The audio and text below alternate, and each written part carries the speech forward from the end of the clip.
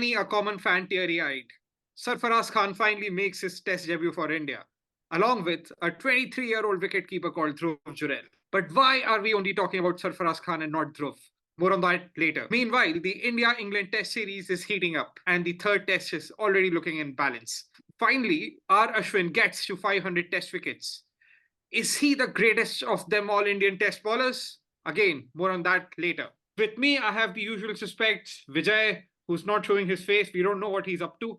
Prasanna, Manan, and the man who thinks he's a lucky charm, Pari. A batting average of more than 100 in the last three domestic seasons. No, gentlemen, I'm not talking about Don Bradman. I'm talking about Sarfaraz Khan. And he finally makes his test debut for India. But Pari thinks that Sarfaraz Khan, with his levels of fitness, has no place on the cricket pitch. Pari, don't you think you're being too harsh? I have three things to say.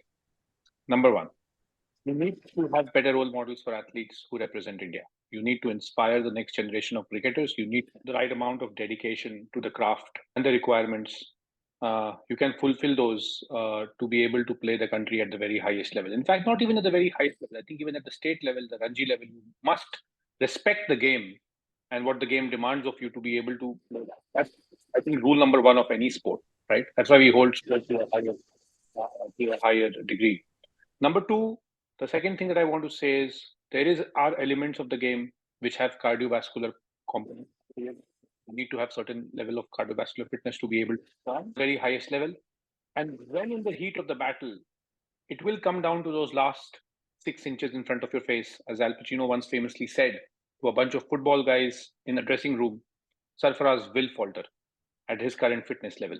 Number three, I feel just as Indian cricket, we are going backward. To the era of Mr. Mahendra Singh Dhoni, who once said that three senior cricketers can't play in the team because they slow us down. To Virat Kohli, who himself transformed himself to kind of lead the fitness revolution in India.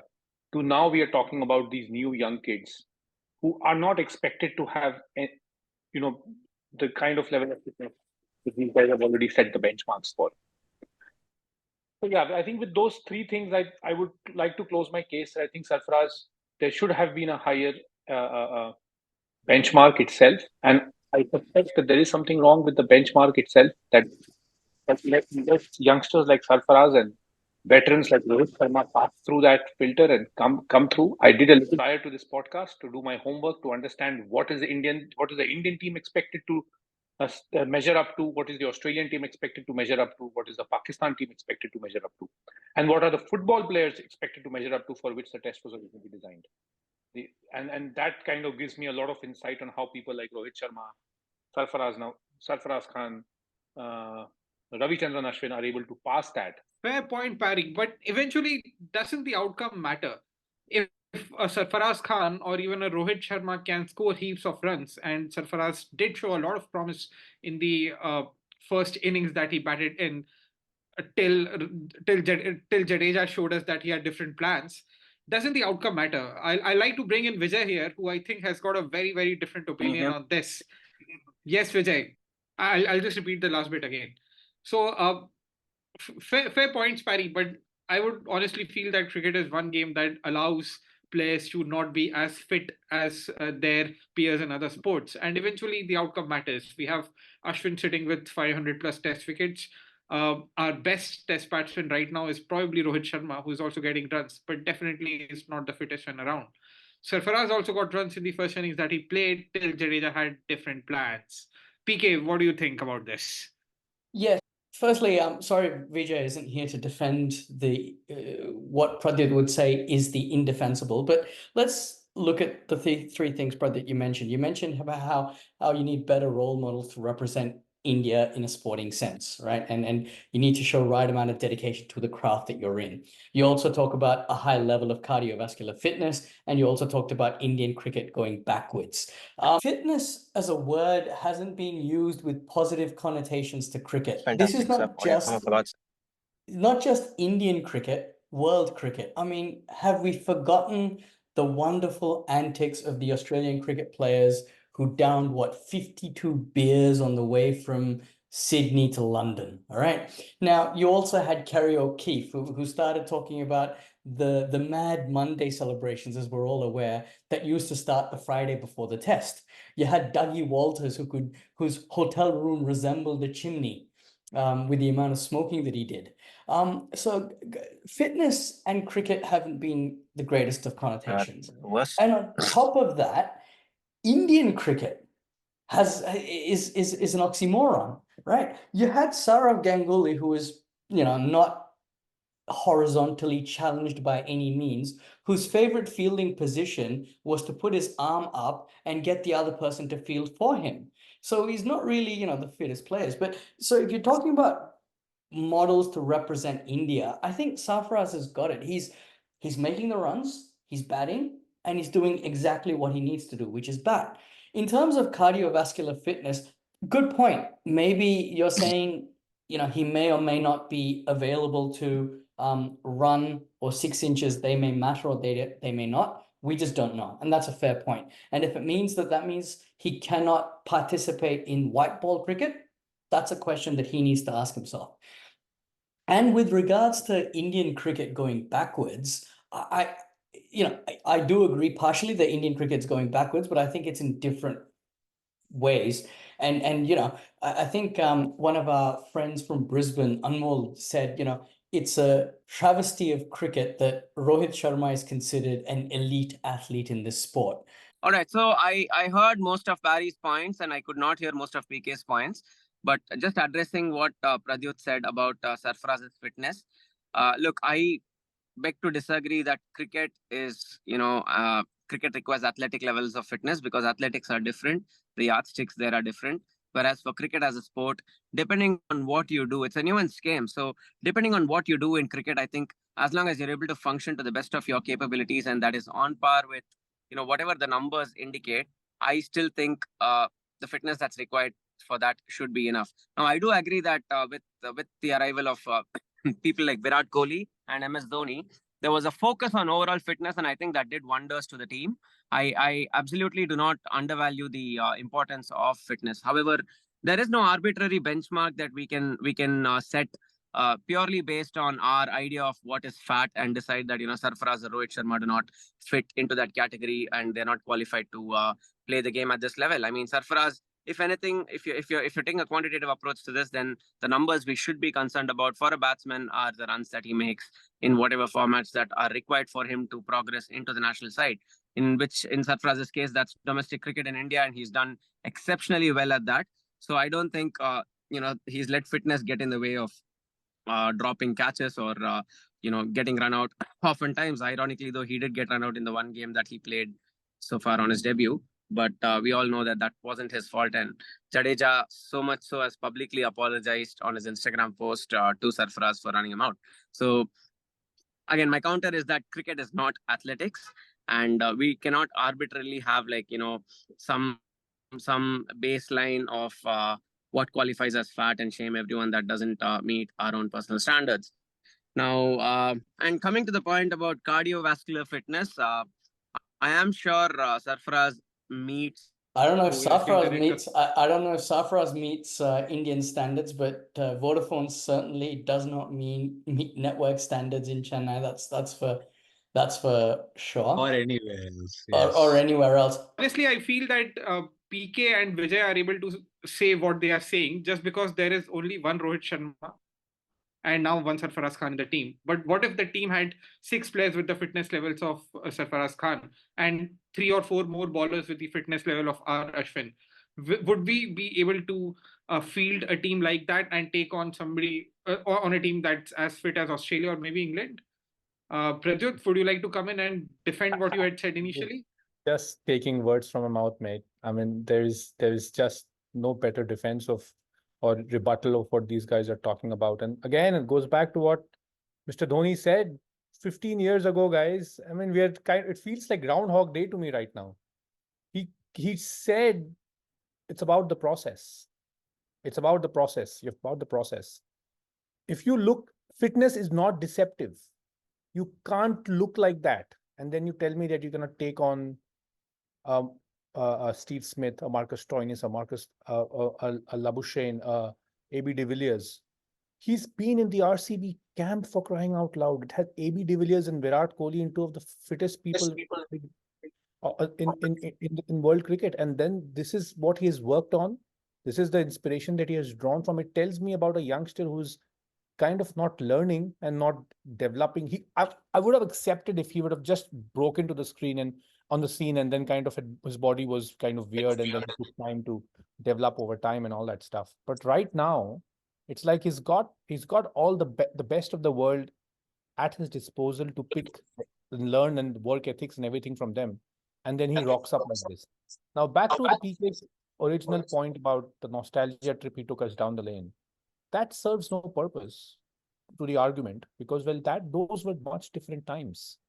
Those were not the times when you had to play 3 formats. You had to kind of perform the definition of what a batter is, just there to score runs. A batter is not just there to score runs. A batter is also there to run the runs of the batter he's playing with. Can Sarfaraz in the heat of the moment take threes after threes after threes, twos after twos after twos? Will he have aspirations tomorrow to go from the longer format to the shorter format and purely by the weight of the runs command the place and then miss a run out chance? Are you telling me all of that's not going to happen? Virat said that when somebody asked him when he pulled off a blinder, he dropped quite a few catches. So again, you can talk about that, but he pulled off a few blinders. He pulled off one and he said, it's all about whether you get to the ball in 3 seconds or 5 seconds. And the work that you put in the gym makes you get down from 5 seconds to 3 seconds. The only part that I agree that Vijay said, and I took a note of that, is the arbitrary point about fitness. And this is where I'm coming back and saying it's not Sarfaraz's fault. Because if the yo-yo test is how Indian players get into the team from a cardio fitness point of view, the benchmark that Indian players have to comply by is very low. So it's not in Sarfaraz's hands to go and ask the Indian management why it is so low. Like I said, I just went to the official website. They have published what the Indian cricket team has to abide by versus what the Aussie teams abide by versus what the Pakistani teams abide by. And the Pakis have a much higher benchmark to abide by than Indians. So are they winning a lot? Absolutely not.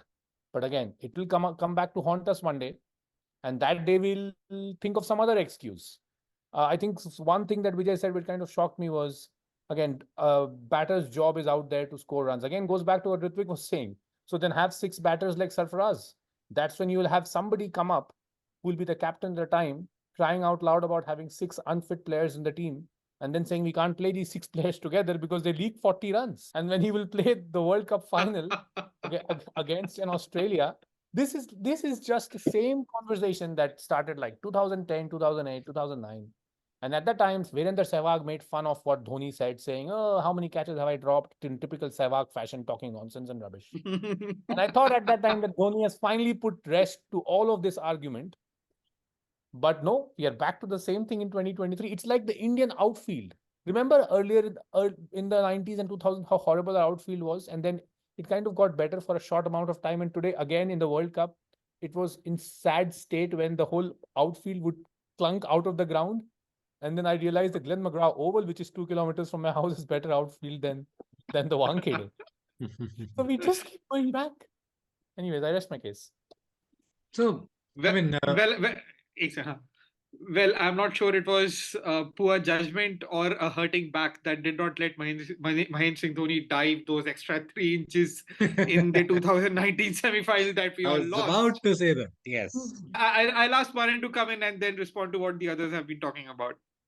Look, so let's take one thing aside. I've been a fat kid man all my life, and I've been the designated wicketkeeper because one doesn't need to run a lot, and I batted decently, kept decently throughout, right?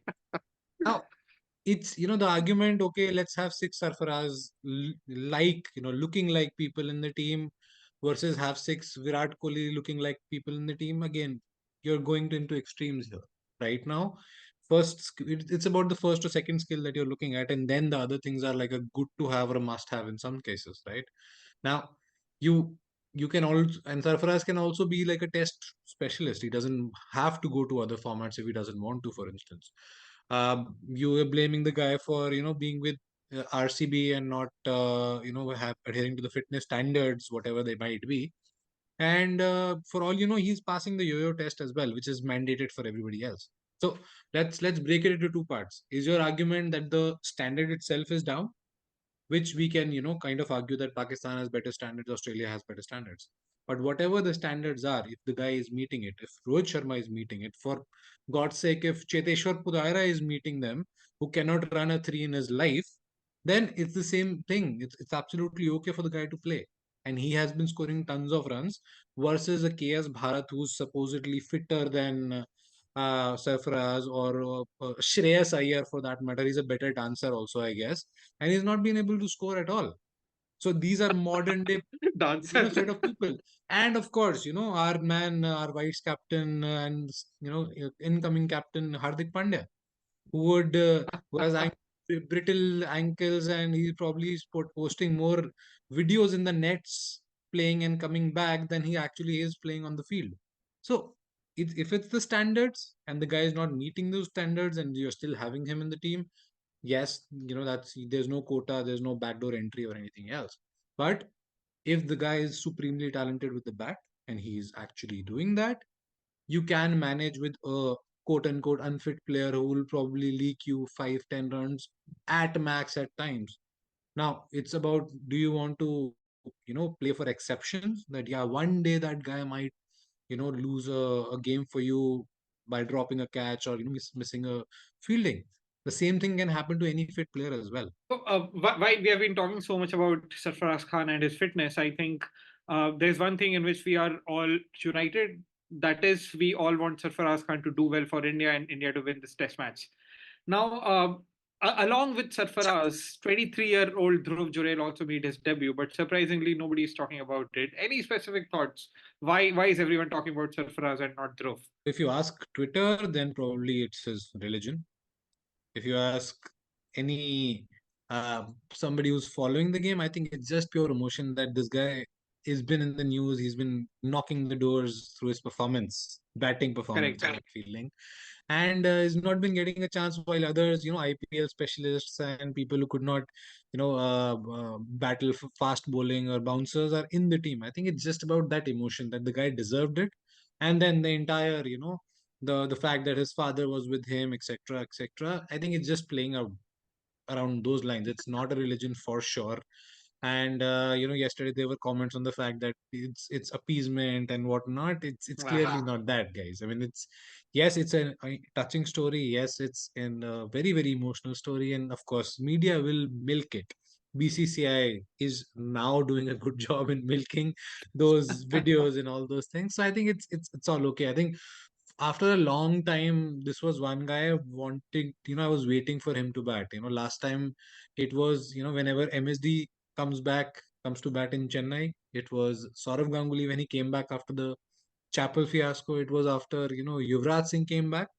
For me, those underdog stories are something that I really, really love. And I really wanted to see this guy bat. And I was disappointed as hell when, Jaddu ran him out. When Jadeja was always, of course, after his 100, and he was like in batting 90s for the past 3 years, and the guy out here. I agree with Manan actually. And in some ways I see Sarfaraz Khan as the new Indian Michael Hussey. And those who follow Michael Hussey's Shield, he had to score 10,000 runs in Shield even before he got selected for the Australian cricket team. Now, in a similar vein, and Pradyut knows that, having followed cricket in Australia now for the past couple of months, we've got the same problem here in Australia where Cameron Bancroft was supposed to be a shoo-in for the opening spot after David Warner retired, or has now become a Telugu movie star, whenever his debut movie might be. But where Cameron Bancroft, who's been doing exactly what Sarfaraz Khan has been doing in domestic, just making runs like there's no tomorrow, Sarfaraz Khan got his call up, and Cameron Bancroft, the poor bastard, is still waiting to get called up again, right? And there's always, Sandpaper Gate and all that stuff. But I reckon that's what made it even more happy. Pradyut and I, we're sitting, thousands of miles away, great fans of cricket. But it was the fact that you do the time in domestic, and domestic is the pathway to red ball cricket. Parry, what do you reckon? 100%. I think the only, not only, I would obviously I was also following Sarfaraz's progress, and I thought that he could be the solution to India's middle order problems. It's obviously overseas performances are to be seen, but like how many players do we get who are all format or all pitch players? Anyways, those are once in a generation players or once in a decade players, and I don't think we should purely judge his abilities just for the fact that he may not be as prolific, and he may actually end up being as prolific. So I'm just saying, love the fact that he scored heaps of runs in Ranji Trophy.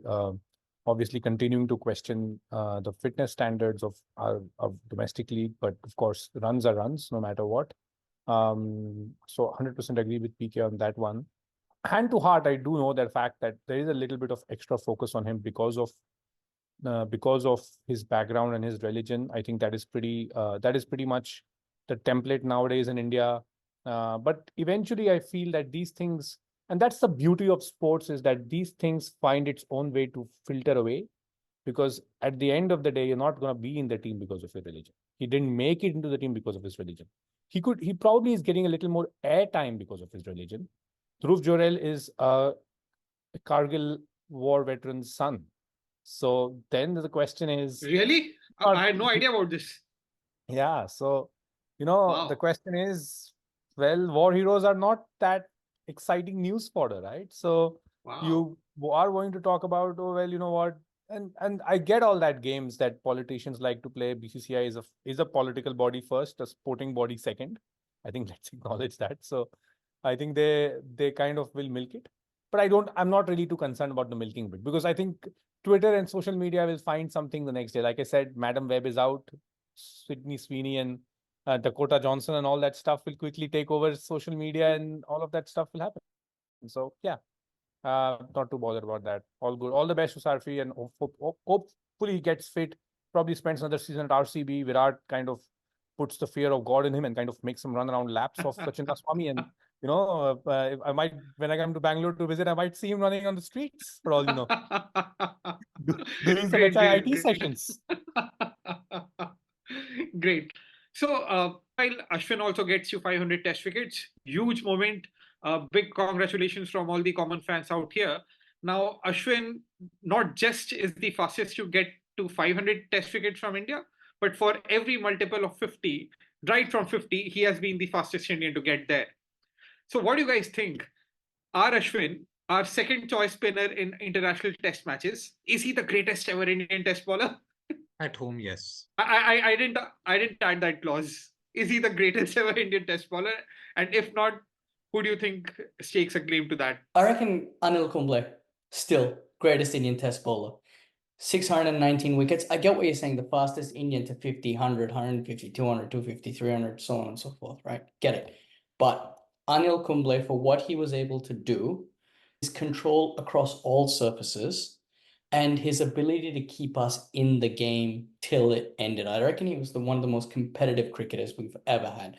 Anil Kumble, Ashwin's in there. He's probably number 2 and number 3 in terms of GOAT bowlers for India. Manan? I think for me, it's Kapil Dev. I think it's again, like you say, you can't compare bowlers across eras. You can't compare Sachin with Virat or whatever it is. I think it's Kapil because he brought that culture of fast bowling.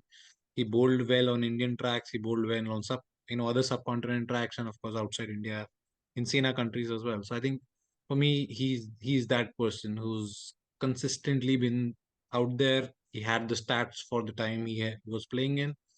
Then Kumble and then Ashwin for me. These are the top 3 for me.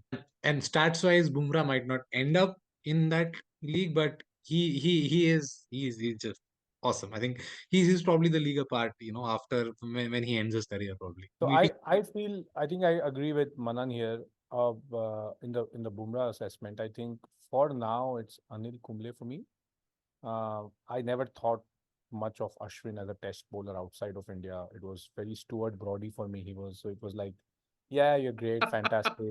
The minute you're gonna get out Stuart of Brody. India, the minute I get out of India, you're gonna get tonged. They won't even play you.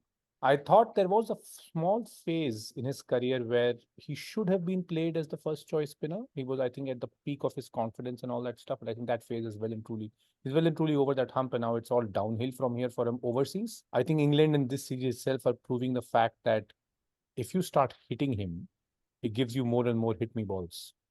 So England are kind of setting the template of how to play Ashwin. The point also is that they're trained on the 100 and they're trained in the English T20 league. So they have that machinery to hit like shots like that and take chances like that. Some of my Aussie colleagues tell me, who obviously hate the English cricket, that the reason English play like that is because they don't care about the results. So they don't care about the results. They play a little bit of a cavalier cricket standard, and that's making Ashwin show up. Lyon would have never been exposed like this. The same English team right now, if they go and pat against Nathan Lyon, they're not going to be able to hit him like that. Test match after test match, innings after innings in these conditions. So coming back to the fact, Anil Kumble right now, and I think Jasprit Bumrah is going to end up for me as the greatest Indian bowler of all time. He's going to be the biggest match winner. He's already probably the biggest match winner in terms of, he's going to be the biggest bowler in terms of changing match outcomes for India, in terms of the match going away from India and then Bumrah pulling it back for you. And I think he's going to be it's probably the greatest all-format bowler for India. I mean, just like you think about a Glenn McGrath, a Dale Steyn, a Jimmy Anderson. Like Anderson, I was looking the other day, 140 wickets in India at 24 or something. Couldn't agree more about Bumrah. I think he statistically, by the time his career ends, he may not be there. He may not be there at the top with 500 or 600 wickets, but he will definitely be the most impactful bowler India has ever seen if he continues to be fit and bowl the way he's bowling now. I thought Zahir also could have come very close, but I think towards the end he lost the motivation. Again, the fitness levels dropped off. Yes. Can't do that, a fast bowler. Yes.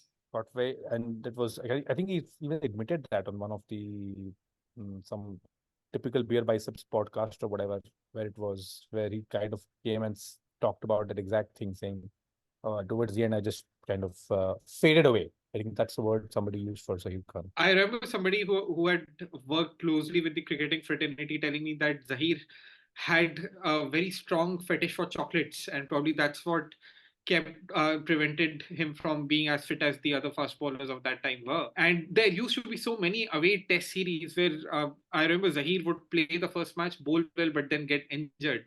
And with him getting injured, the fortunes of the Indian team in that series would completely disappear, because then we would be restricted to Ishant Sharma and then a bunch of other bowlers like probably Praveen Kumar, Munaf Patel, who would keep bowling balls, hittable balls to the batsmen in England and Australia, and we would get talked away. So yes, Zahir was very skilled, but I think because of his fitness levels, he could not create the kind of impact that he could have. For me, Kapil, definitely, I think I would rate him very high as probably the greatest ever Indian bowler. And while we have all been praising Kumble, we are forgetting that very longish phase when Kumble was completely toothless in overseas conditions, and that's what opened the window for Bhaji as well. And to be fair, even Bhaji was equally toothless in overseas conditions. And then Kumble, towards the end of his career, bounced back. And in that 2004 series in Australia, I think in Sydney, he had this 8-wicket test haul. 8-wicket haul, and there was this brief period towards the end when Kumble had even started bowling well outside the subcontinent. So for me, it's Kapil, fast bowler from India, did really well, had a couple of 9-wicket hauls in a single innings. So PK, anything else you want to add before we end this episode? No, I will add one thing. When you talked about Zahir Khan and injury, I'm reminded of the 2007 test series against England, where Zahir Khan was injured in the first over or the second over, and they had to fly RP Singh, who was holidaying in Florida. And God, if you reckon Sarfaraz Khan is fat now, man, RP Singh looked like he was eating balloons when he came in and bowled, and it looked like it too. It was not good. So yeah, that's it. Look, I reckon that's it for this episode. For all those people, please do subscribe to our podcast on YouTube, Spotify, or Apple Podcasts, so you'll be updated as to when the new episodes drop. Once again, whenever, if you're playing cricket, talking about cricket, or watching the cricket, please have a great time, all of you. Thank you, and good night.